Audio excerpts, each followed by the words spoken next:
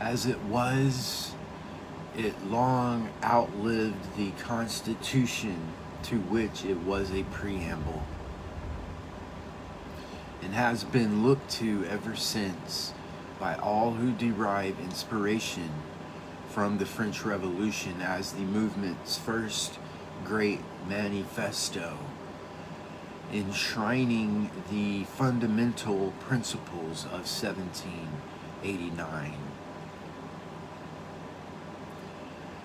Its drafters could not have hoped for more, but from the start they realized that something else was required to endow the Declaration with the full solemnity they intended. It needed the assent of the king. So did the decree of 11th August. If the monarch did not openly and freely associate himself in this way with the destruction of the ancient regime, the whole work of the assembly would be vitiated. Yet, could the king really be free without the right to refuse? The issue plunged the deputies at once into the intricacies of constitution making.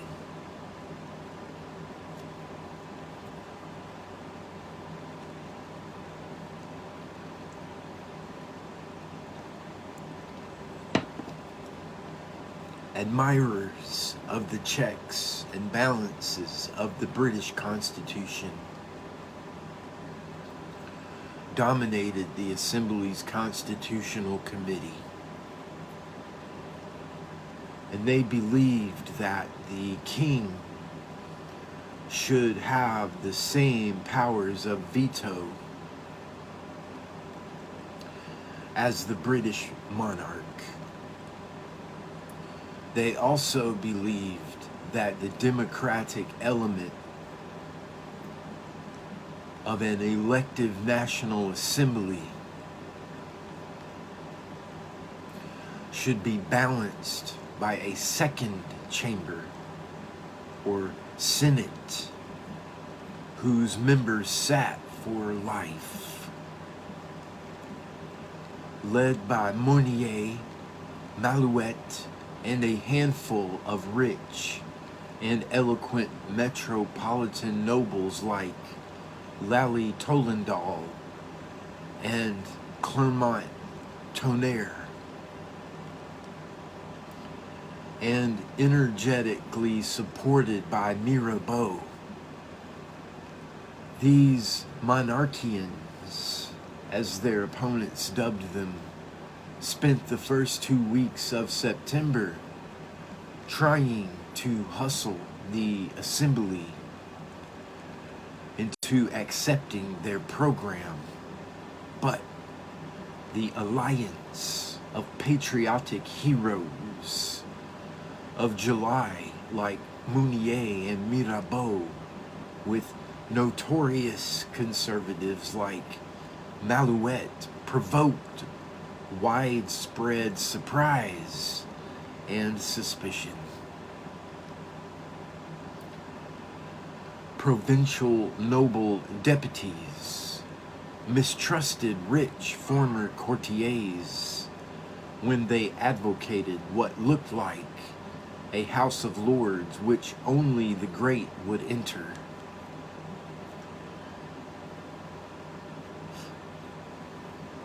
While ordinary Third Estate deputies saw no point in dividing a legislature that had been unified after a tremendous struggle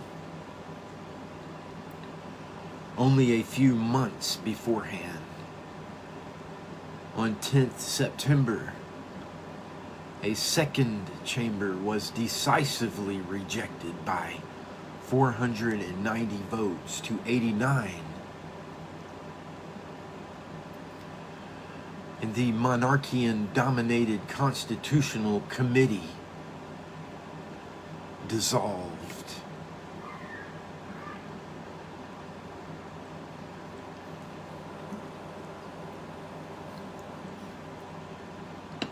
The veto question was even more hotly contested. The king seemed in no hurry to sanction the August decrees, and that seemed evidence of the danger of allowing him an unlimited veto.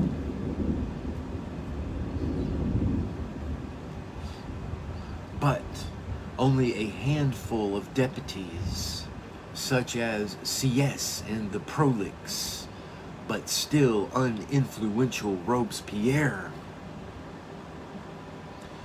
believed that once the National Assembly had pronounced the monarch should have no veto at all.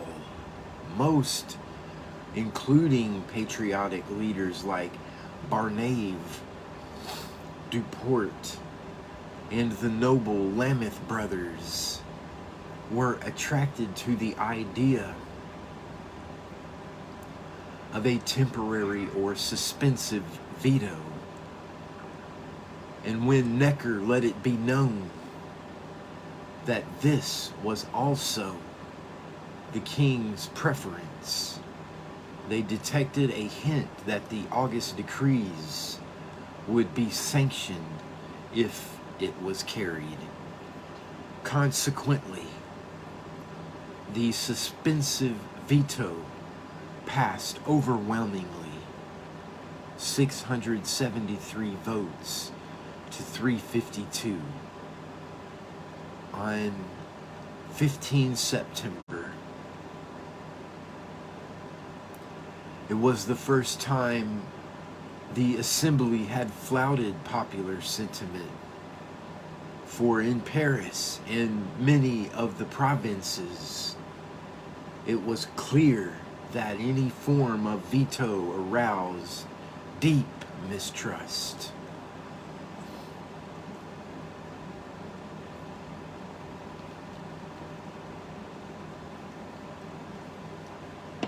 As soon as the issue arose, there was uproar at the Palais Royal. And on 30th August, a renegade nobleman who spent his time there, the Marquis de Saint-Rouge, attempted to drum up a protest march to Versailles. The king and assembly, the marchers declared, would be brought to Paris, where they would be under constant scrutiny. There were only a few hundred of them, and they were stopped by the National Guard. But nobody was in a position to stop anti-veto agitation in pamphlets and the periodical press, which had established itself as a permanent feature of political life in the capital since July.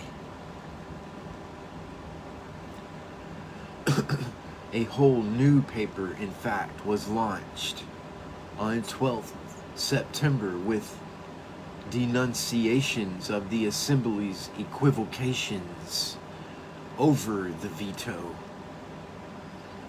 It was called Le Publiciste Parisien, but soon changed its name to L'Ami du Peuple. With it, the charlatan adventurer Jean-Paul Marat at last found his vocation after years of failure and rejection.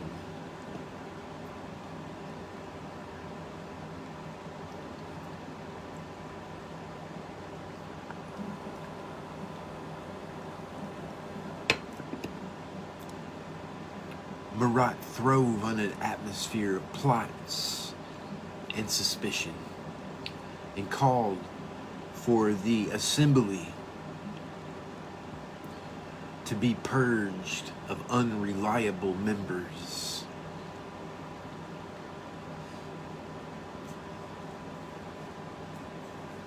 The lesson of the previous July was that the people should never shrink from direct action in the public interest. Nor was Marat alone in his view. The constant talk in Paris, noted an apprehensive bookseller, was of lynching, or the lamp post. Everyone called an aristocrat is threatened with it. An aristocrat is a name for anybody you don't like.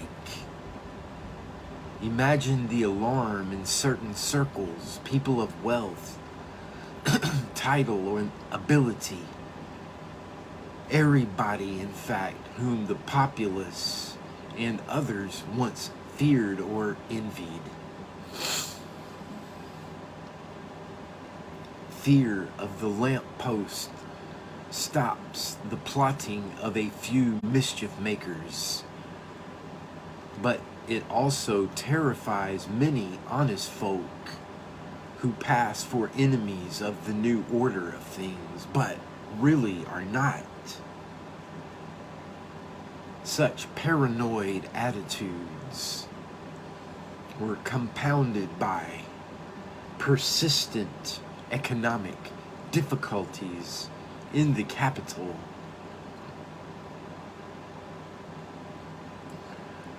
After falling somewhat in late July and August, the price of bread began to climb again, and supplies became irregular, just at the time of year when a good harvest should have banished all food worries for a 12-month.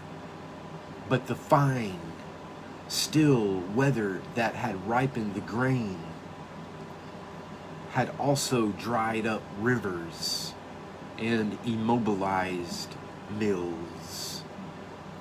Grain riots began to be reported from markets in outlying districts around the capital.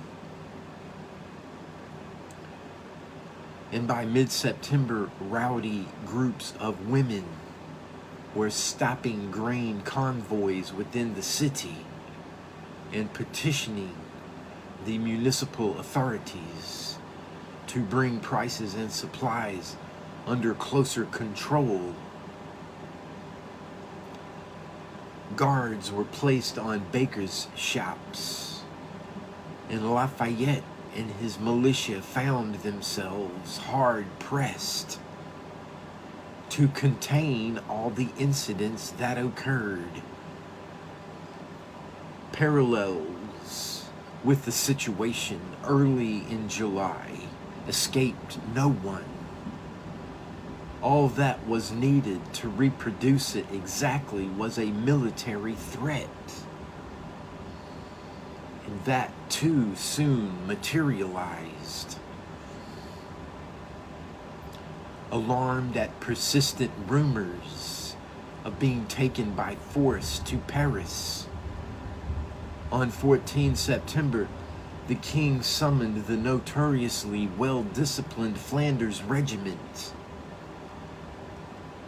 from the northeast frontier of Versailles. It arrived a week later, and at the palace was rapturously received. Encouraged by the security it seemed to promise, the king broke silence on the August decrees. On 18 September, in a long letter drafted by Necker, he explained that he was prepared to accept some parts of the 11th August decree, but not others. The deputies felt betrayed. They petitioned the king to promulgate the decree at once without amendments. He said he would publish it with no promulgate it, but not promulgate it. Then on 4th of October, he voiced reservations about the Declaration of Rights. But by now, however, Paris was alive with rumors about a reception given by the king's bodyguard on 1st October to welcome the Flanders Regiment. After many noisy toasts had been drunk and none to the nation, the national cockade was said to have been trampled as the air rang with unpatriotic slogans. Banquets themselves seemed unpatriotic when bread was so scarce. And by 4th October, all Paris believed that counter-revolutionary orgies at Versailles were the prelude to a new attempt to starve the capital.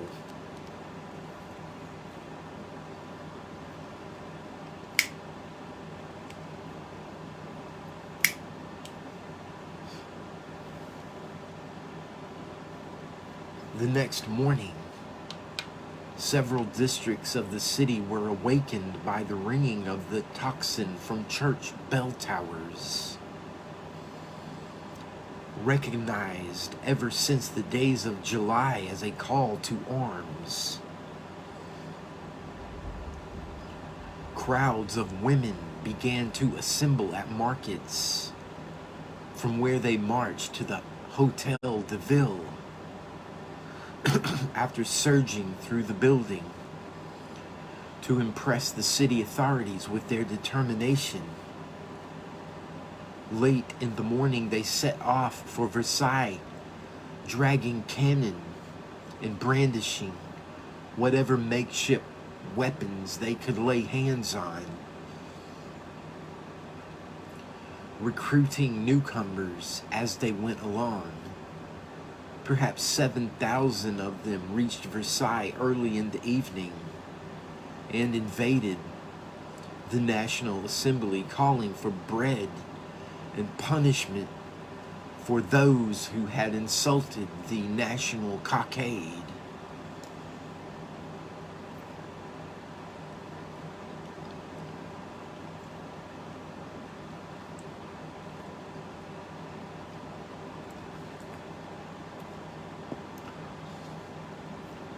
The unprotected deputies had no alternative but to welcome them with mollifying speeches. They were visibly relieved when a deputation went on to confront the king. Many of them recognized, however, that popular intervention had probably been the only way to make the king assent unambiguously to their decrees. And he was quick to do so once the crowds of women appeared. The problem was how to disperse the demonstration and restore calm once this object had been achieved. The forces of order, in the shape of Lafayette and 20,000 National Guardsmen, arrived in Versailles later that night after a forced march through an autumnal downpour. Lafayette had been reluctant to come at all, leaving Paris unpoliced and thereby risking accusations that he was in complicity with the demonstrators. But his men insisted, and crowds outside the Hotel de Ville were muttering about stringing him and Bailey up if they continued to temporize.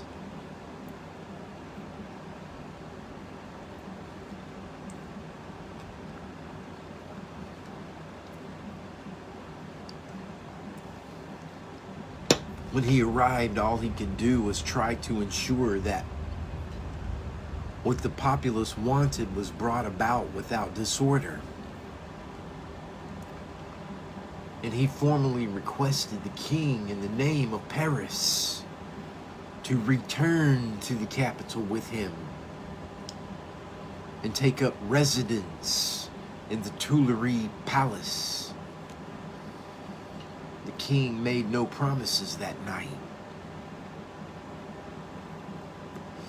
But early the next morning, a number of Parisians found their way into the palace precincts and were fired on by royal bodyguards. Thereupon, an enraged mob poured into the palace, massacred 2 guardsmen, and almost broke into the Queen's apartments.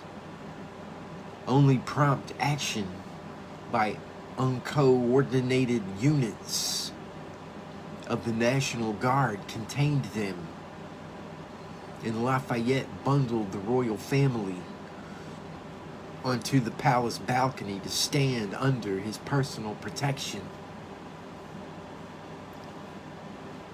The impact on the volatile crowd milling below was favorable, but constant shouts of "To Paris" made clear that only one thing would really satisfy them. Late in the morning of 6 October, the king announced that he would go.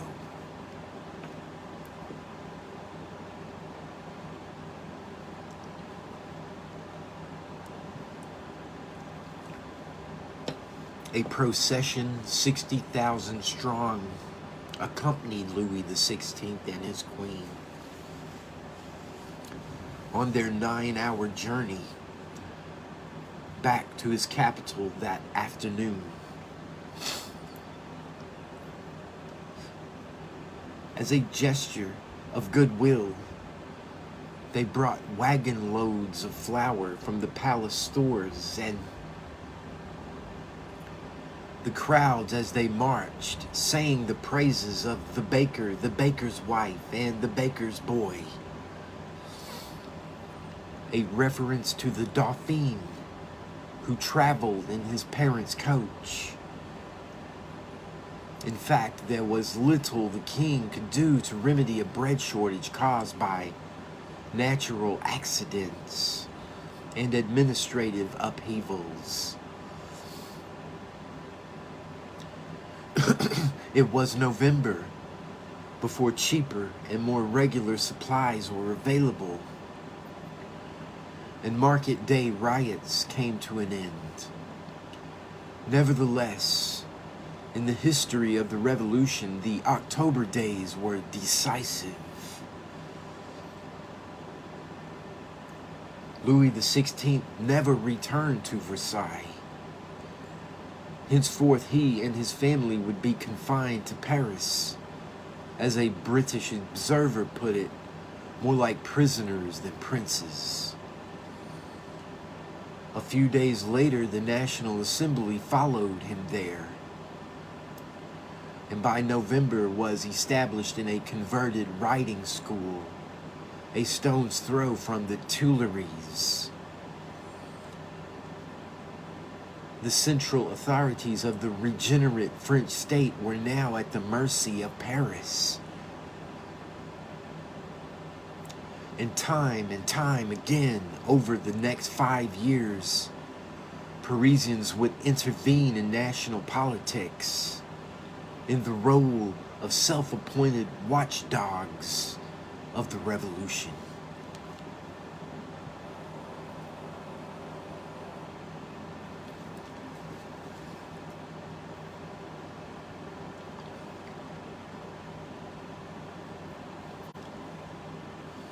Few foresaw the extent of this danger in 1789.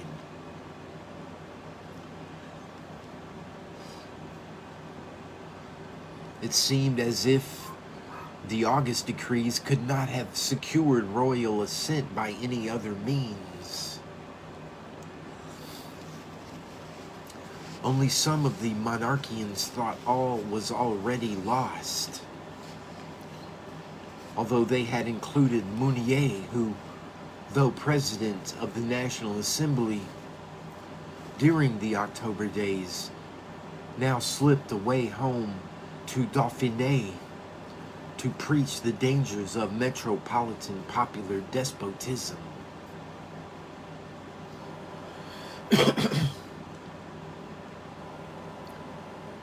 A new wave of immigration among great nobles and army officers certainly followed the October days, but these were people who had been appalled at the course of the revolution almost from the start, and took the abandonment of Versailles and the end of royal resistance to the Assembly's work as a sign that the movement was now irreversible. They were right, too.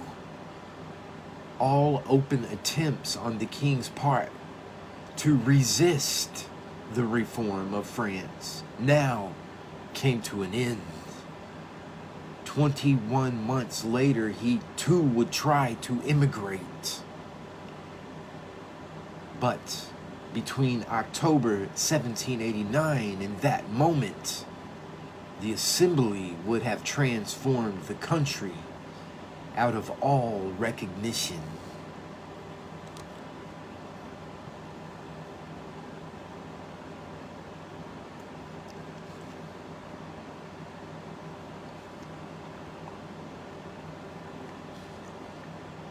The essence of the Constitution of 1791 was the work the Constituent Assembly was now embarked on would be called, was to keep the executive weak.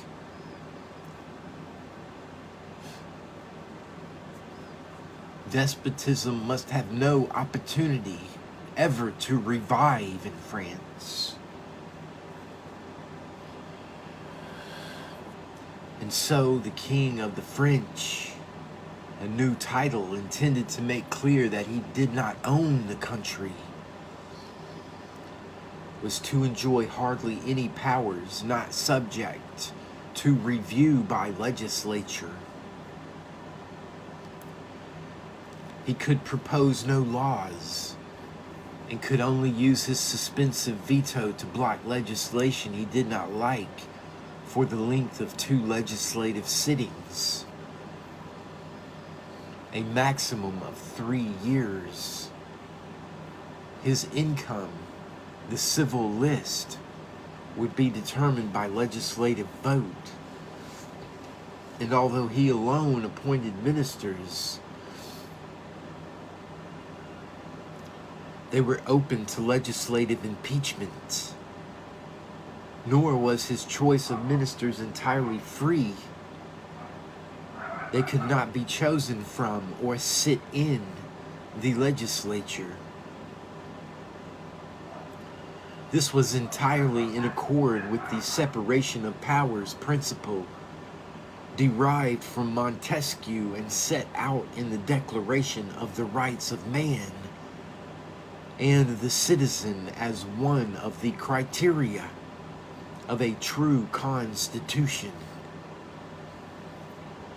But it might not have been so firmly embedded in the 1791 Constitution without an ill-timed intervention by Mirabeau in one of the earliest debates after the Assembly moved to Paris. On 6th of November, he moved that the king should choose ministers from the Assembly on the British model. His earlier support for the monarchians, however, had rekindled old suspicions, and it was widely rumored that he himself was hoping to enter the ministry. Nobody believed his protestations to the contrary, and the debate ended with a decision that no deputy might become a minister or join the government until 3 years after leaving the assembly. Future legislative assemblies, as the successors to the constituent were to be called, were to contain 745 seats and sit for 2 years. They were to be elected indirectly and by far from universal suffrage. The deputies certainly did not intend to allow any say in political power under constitutional government to the sort of people who had come to their aid, but whom they had barely been able to control. In July and the first weeks of October, and so, by the decree of 29 October 1789, they introduced the famous category of active citizens. Only active citizens might vote, and they were defined as men. Almost nobody put the case for women over 25, paying the equivalent of 3 days unskilled labor in taxes.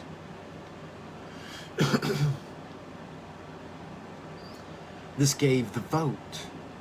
It was estimated in 1790 to almost 4.3 million Frenchmen. But all active citizens did in the electoral process was choose one in 100 of their number as electors. And those eligible for this next level had to be paying taxes to the value of 10 days' labor. The result was an effective electorate of around 45,000. Although perhaps half the number of active citizens were fiscally qualified. Electors, in turn, met in the departmental assemblies to choose the deputies themselves, who had to be landowners paying at least a silver mark in taxes, in the equivalent of 54 days' labor. Barely 1 in 10 active citizens met this requirement. And although under the new system around 60% of men were given some say in political life, the franchise was considerably more restrictive than that for the elections to the Estates General, and it appeared profoundly at odds with the principles of civil equality proclaimed in the Declaration of the Rights of Man and the Citizen. From the start, it was extremely controversial.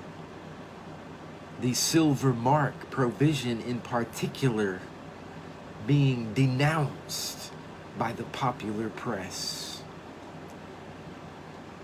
"There is only one voice in the capital," complained Camille Desmoulins in one of the first issues of his Révolution de France et de Brabant, destined to be one of the most widely read radical papers. "And soon there will be but one in the provinces against the silver mark. It has turned France, into an aristocratic government. But what is this much repeated word active citizen supposed to mean? The active citizens are the ones who took the Bastille. But active citizens had more to do than choose assemblies of electors.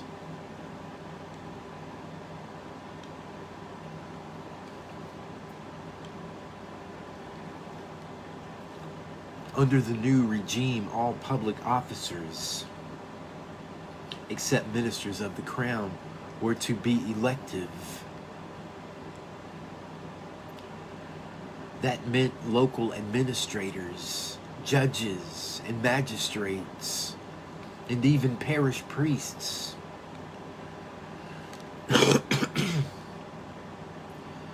Power was to emanate, if not from the bottom, then at least from below, and the only enlightenment of eligible citizens to positions of authority would be election by their fellow citizens.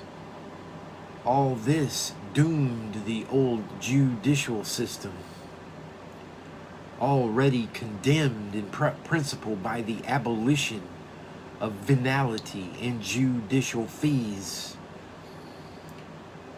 As early as 5th August, the suppression of the parliaments had been suggested, and on the 17th of the same month,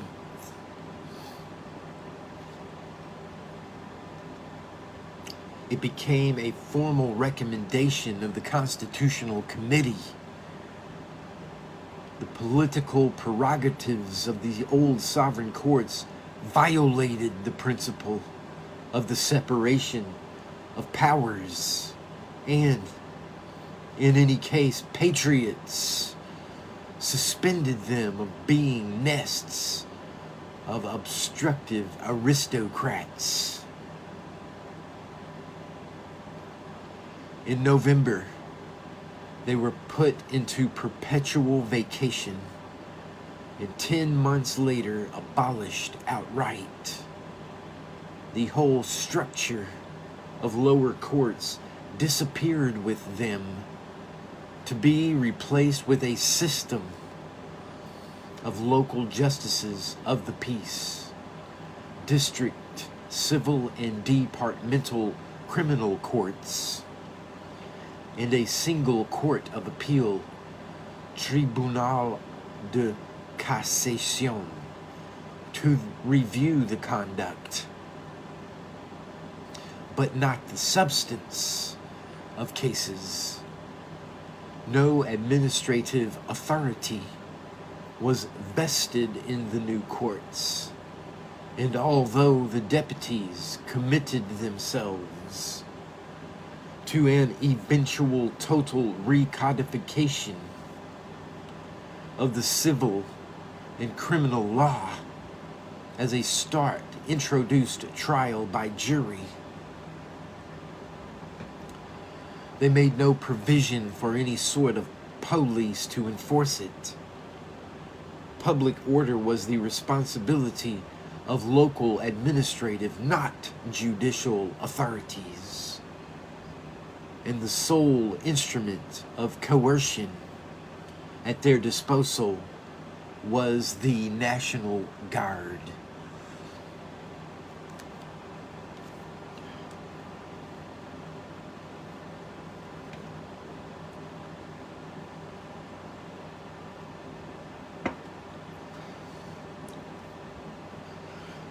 Uniformity and decentralization were the keynotes of the administrative organization undertaken by the Constituent Assembly. All the old provinces, generalities, principalities, and municipalities, in all their rich and limitless variety, were swept away. They were replaced by 83 departments, roughly equal in size, population, and wealth. These in turn were subdivided into districts and communes, all run by elected councils and officials. Nobody was appointed from the center. The intendants, those instruments of despotism, were still too fresh in everybody's memory.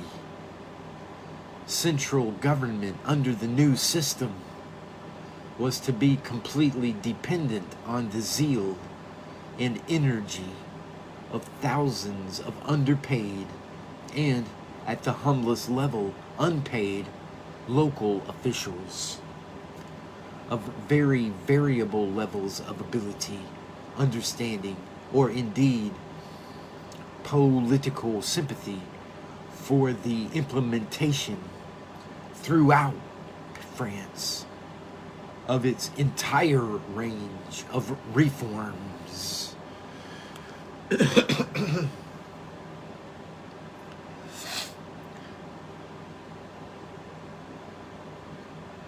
Most were completely inexperienced.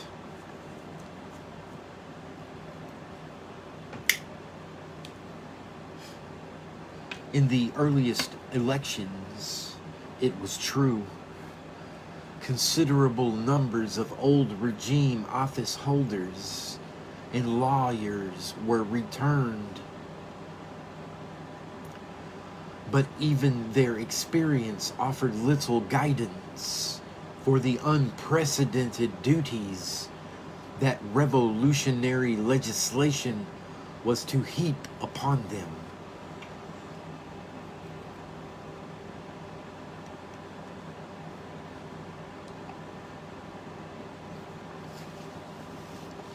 And as time went by, they largely disappeared from district and communal office, which became the preserve of merchants, petty tradesmen, and artisans.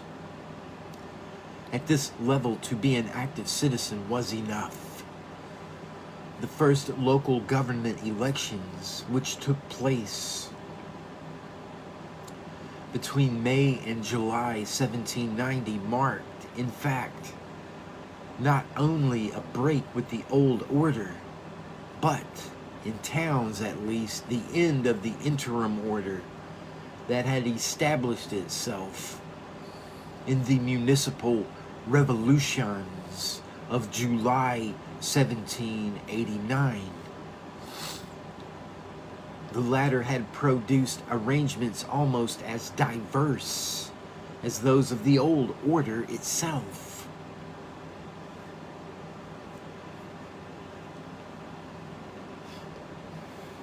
But now, every commune elected a mayor, a procurator, and a general council. Communes with over 25,000 inhabitants, the great cities in effect, were divided into sections for electoral purposes. Thus, Lyon and Marseille had 32 each, Bordeaux 28, Toulouse 15, Paris had 48, and in thus redividing the capital, the deputies congratulated themselves on decimating certain of the 60 electoral districts which had begun to function as centers of popular radicalism. The Cordeliers district, just south of Pont-Neuf, had been among the most prominent. Under its ambitious and opportunistic president, Georges-Jacques Danton, Desmoulins' newspaper was published from there, and as was its older established rival, Loustalot's Révolution de Paris, and several others. Together, they led a vigorous campaign over the spring of 1790 to preserve the Paris districts, but in vain. Yet the legislators underestimated the ingenuity and organization of the political machine Danton had built up.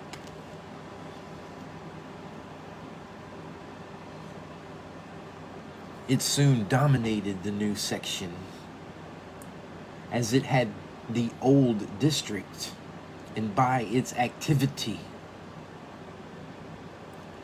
was to show the other sections the way to continued influence in national as well as purely Parisian affairs.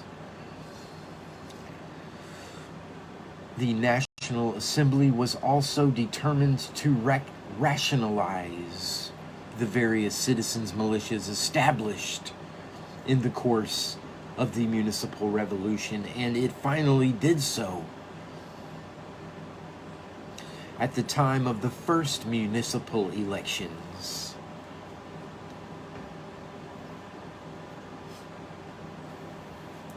in August 1789, it had brought them all under the umbrella of the National Guard and placed them at the disposal of local authorities, but left their organization to local initiative. Only in Paris, where a professional soldier like Lafayette was in command, and many of the old French guards had been drafted at this initial stage, was it well organized and fully armed and uniformed by the end of the summer.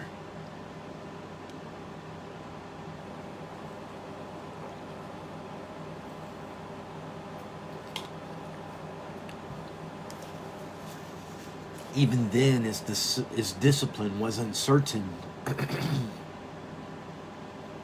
as Lafayette learned on October 4th, when his own men forced him to march to Versailles. Yet the Guard were the only armed force patriots felt they could rely on.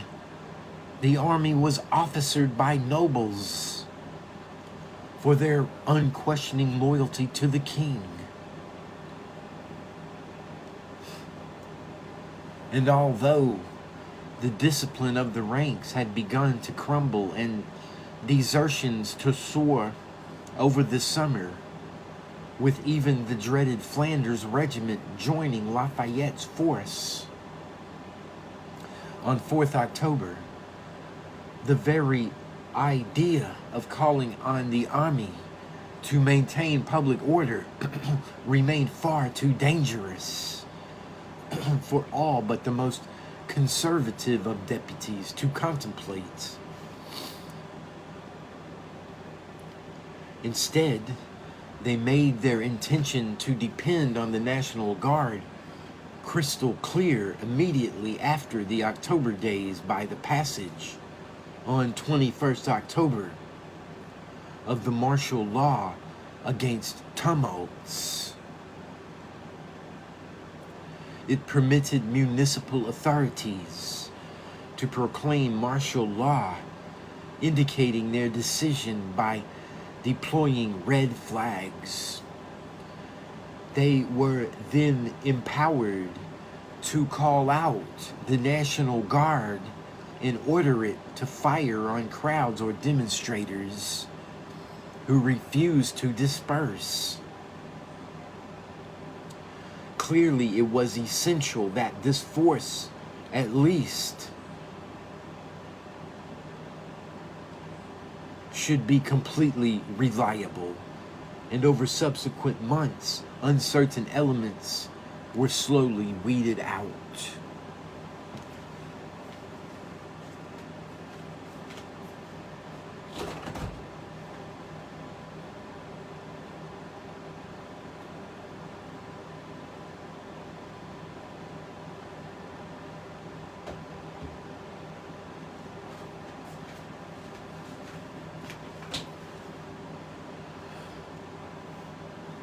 a national uniform was introduced, which members had to buy for themselves at a price poorer citizens could not afford.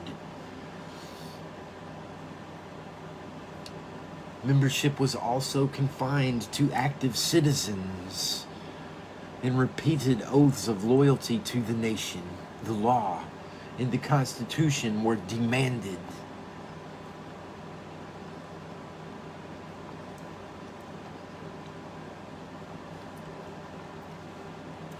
And although National Guard officers were barred from municipal office, they were positively encouraged to make contact with their counterparts in the neighboring places to develop a common spirit and outlook.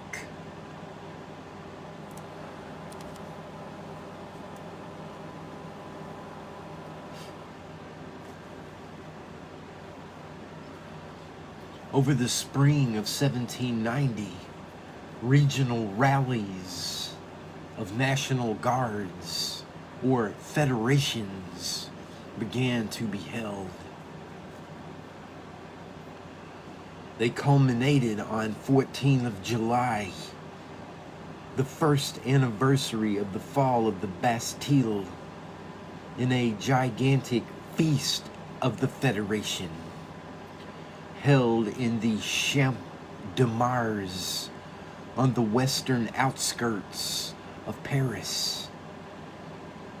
Here, the National Guards from all over France converged under the eye of their general and the king himself to renew their oaths and celebrate a year of achievements. The king led the oath-taking in front of an assembly some estimated at 350,000. It rained, but still proved an occasion of genuine enthusiasm, marking perhaps the high point of national consensus about what the revolution had achieved and was achieving. Those who had built the arena expressed their optimism in a new popular song, which was to sweep the country in subsequent months. Ça ira. Things will work out.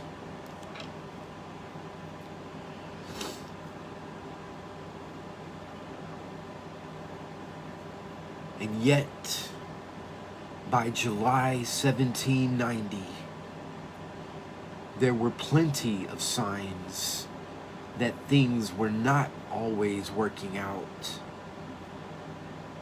For every patriotic noble like Lafayette, Mirabeau, Duport, the Lameth brothers, or Talleyrand, who as Bishop of Autun celebrated Mass at the Feast of the Federation. There were many more who deplored the turn of events. More noble deputies followed Mounier's example of abandoning their seats in the assembly than did clerical or non-noble ones, and immigration became a steady stream.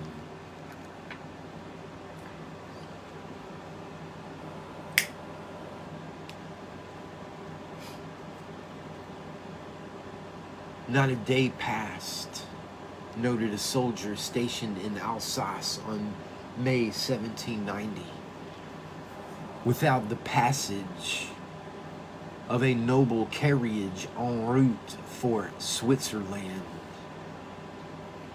Few nobles stood for office in the new order.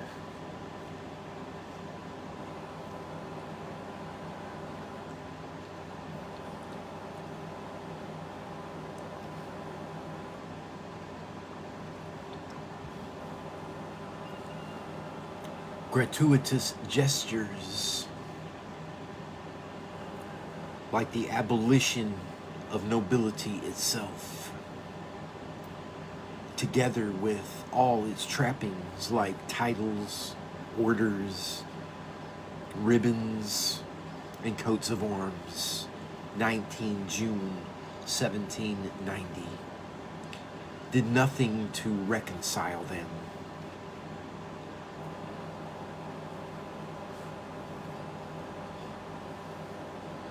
Nor did general popular suspicion, epitomized in the second line soon added to Sa Ira, let's hang the aristocrats from the lanterns.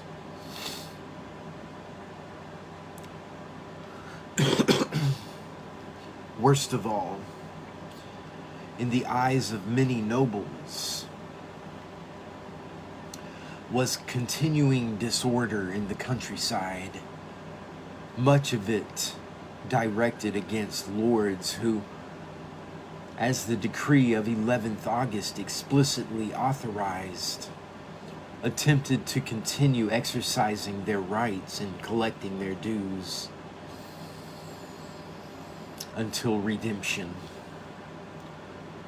There were endless intrusions into seigneurial woods and game parks,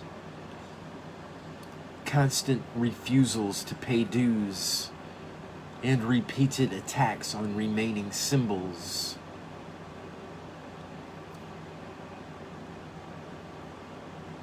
of lordly power, untouched during July and August. Bonfires of seigneurial pews in churchyards were the fashion that autumn. All over the western Massif Central the next spring, peasants planted liberty trees on seigneurial land. They called them maize, from a much older tradition, festooned them with symbols of seigneurialism, and claimed that if they stood for a year and a day, their lord's rights would be extinguished.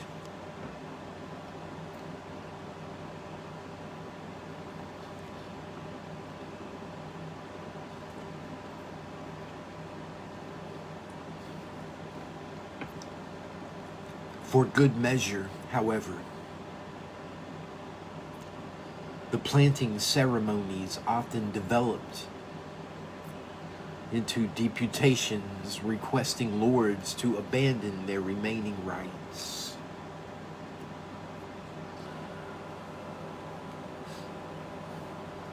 January 1790 witnessed a new outbreak of chateau burning in northern Brittany.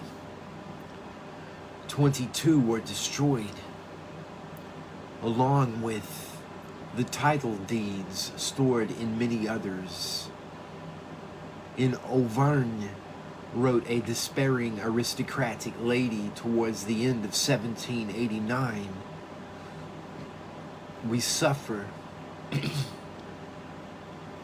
1,000 horrors at the hand of our peasants. A whole village refuses to pay unless we produce our title deeds. Others wait the event and do not pay. If we do not show them, they will not pay. If we do, they may burn them. Further west, in Périgord and Quercy, there were scenes of spectacular violence. A few months later, when departmental authorities decreed the destruction of newly planted liberty trees.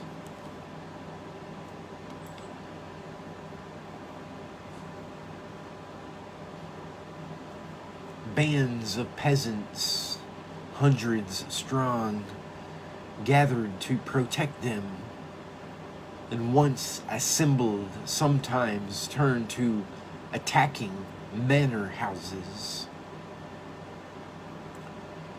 Many districts certainly escape such upheavals, but it was the incidents that made news were reported to the National Assembly and filled all landlords with dread.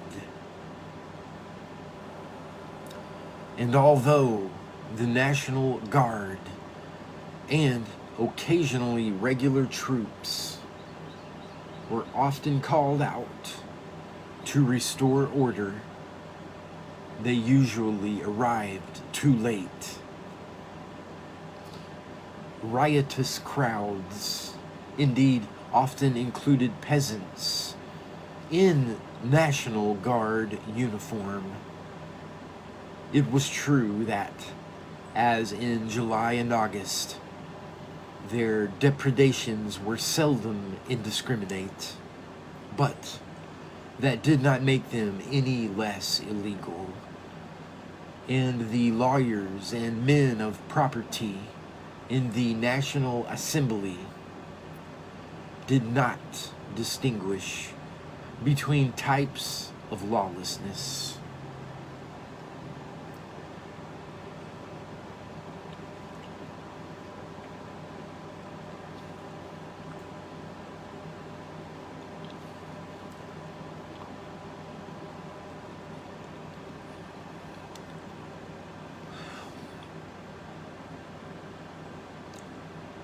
The elaboration over the spring of 1790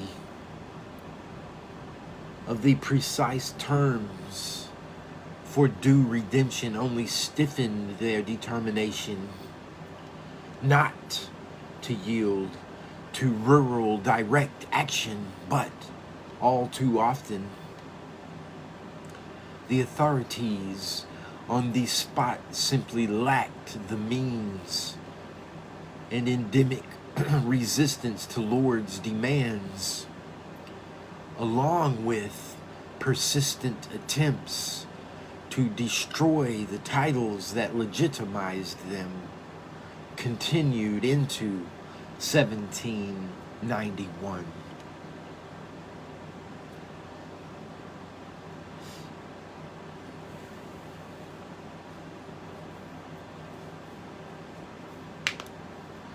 Even more alarming for legislators trying to keep the state going while they recast its constitution was that popular resistance was not confined to seigneurial burdens. The first year of the Revolution also witnessed massive tax evasion. The toll gates and tax offices sacked during the disturbances of July and August were not rebuilt, and clerks and collectors were reluctant to brave popular fury by trying to reactivate them, even if their superiors were still there, urging them to do so. People simply stopped paying, and once the habit was broken, it was hard to restore.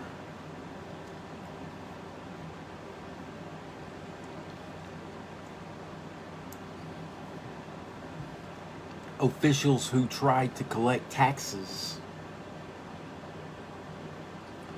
were physically threatened or had their homes sacked, especially in small places where everybody knew where they lived.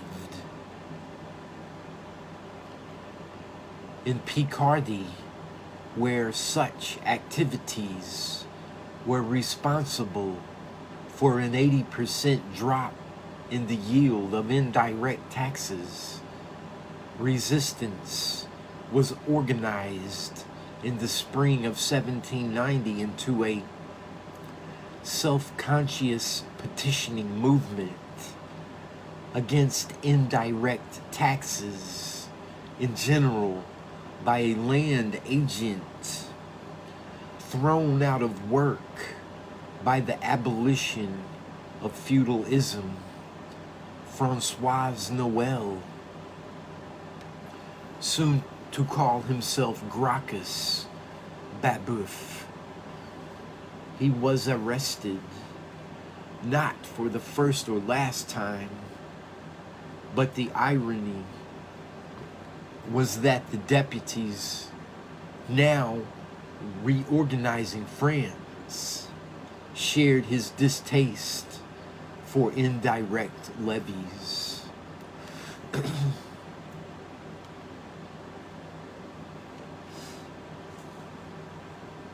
They knew very well how unanimously the cahiers had demanded them, and they believed, with the physiocrats, that only direct taxation of net surplus revenues was not economically harmful. And so, in the course of 1790 and 1791, all the aides, traites, octrois, the salt and tobacco monopolies, and countless other local taxes on trade and consumption were abolished,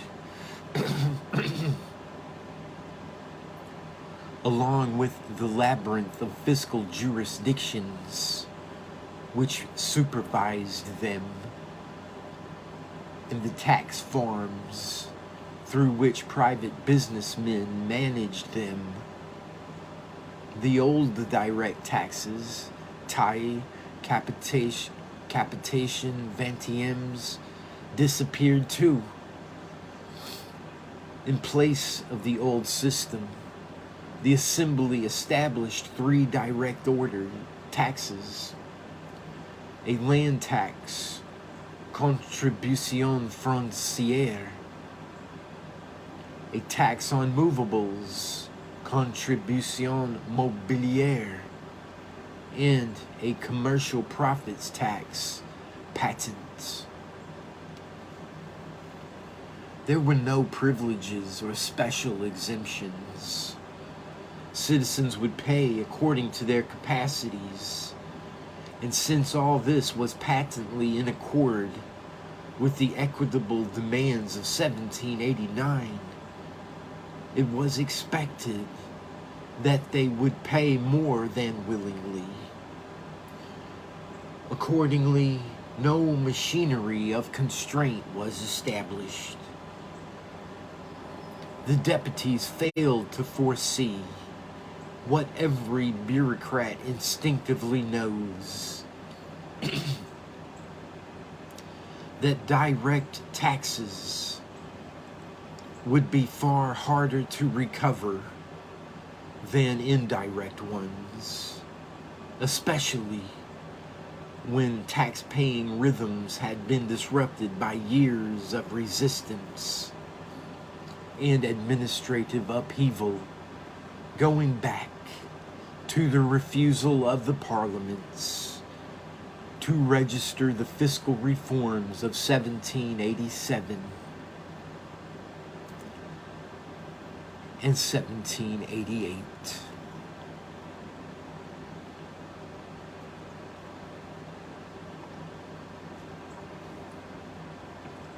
Nor had the financial crisis those far distant plans had been prepared to deal with gone away. The deputies did not forget that what had forced the convocation of the future National Assembly was the scale of the state's debts.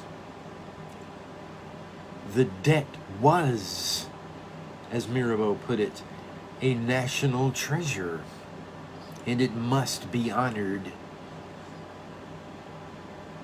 The nation's representatives did not intend to begin their work by declaring France bankrupt, even if, with more important things on their mind, they had ignored Necker's urgings to address the problem at once at the opening of the Estates General. But even Necker could not stave off disaster forever. And in fact, by the autumn of 1789, his prestige was on the wane. The peak of his popularity was his triumphant return from his second exile on 29 July, when he stood in tears before an ecstatic assembly. But his attempt the next day to secure the release of the imprisoned commander of the troops on 14 July, Besenval, soured a public reception organized for him in Paris.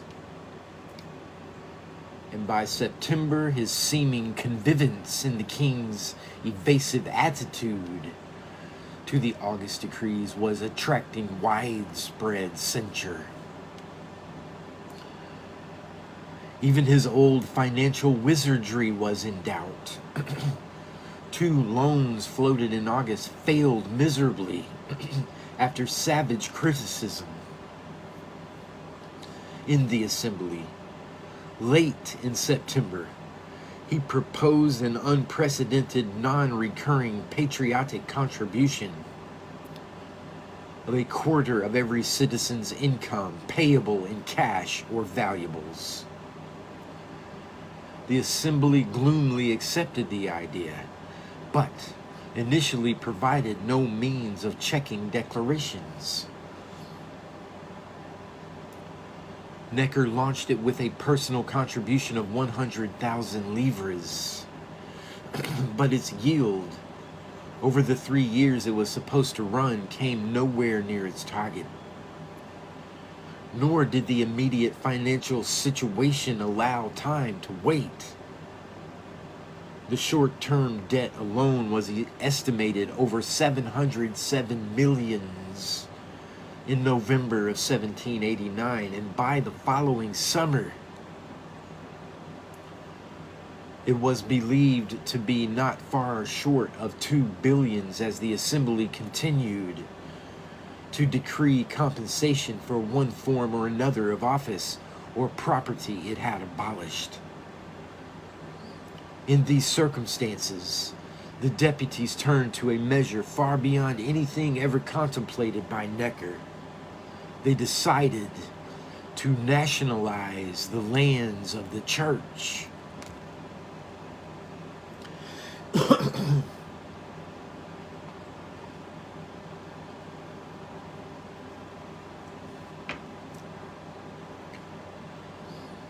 The first threats of such action came with ominous assertions that ecclesiastical property belonged to the nation during the framing of the 11th August decree.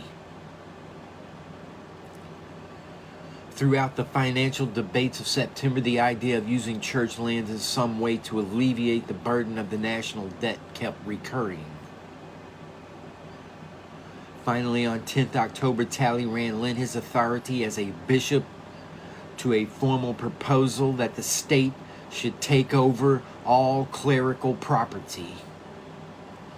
2/3 of it, he argued, should be used to pay the clergy in the place of the tithes lost on 4th August. The remainder should help restore the national finances. Mirabeau, however, moved that the state should have free disposal of the whole, simply recognizing an obligation to maintain the church out of the general national resources. A long and bitter debate on these questions took up much of October. To secular arguments that the church was merely a trustee administering its lands on behalf of the whole body of the faithful in France, and that since the clergy as an order no longer existed, it could not own property, outraged churchmen, and some laity replied that clerical entitlement to land was ancient and well attested. that individual institutions and not the order as a whole were the true proprietors, and that such a massive expropriation ran clean counter to the property rights guaranteed in the Declaration of the Rights of Man and the Citizen. There was also much disagreement about the likely consequences of selling off so much land once it had been taken over. Some thought it would saturate the market and so be counterproductive. Others predicted that buyers would constitute a natural and permanent body of supporters for the revolution.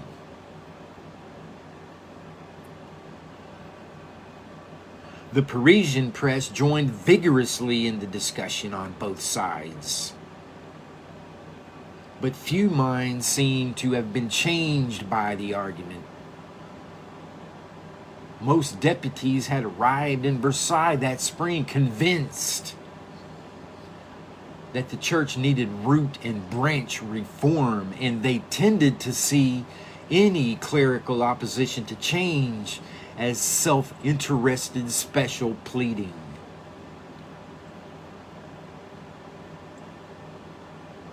The noisy anti-clericalism of the public galleries, which greeted any spirited intervention by a deputy from the clergy with cries of "Down with the skullcaps," showed that the people shared these suspicions. And besides, no realistic alternative way of honoring the debt was proposed. Consequently, on 3rd November, Mirabeau's original motion was in all essentials accepted. 568 deputies outvoted 346 to place the property of the clergy at the disposal of the nation.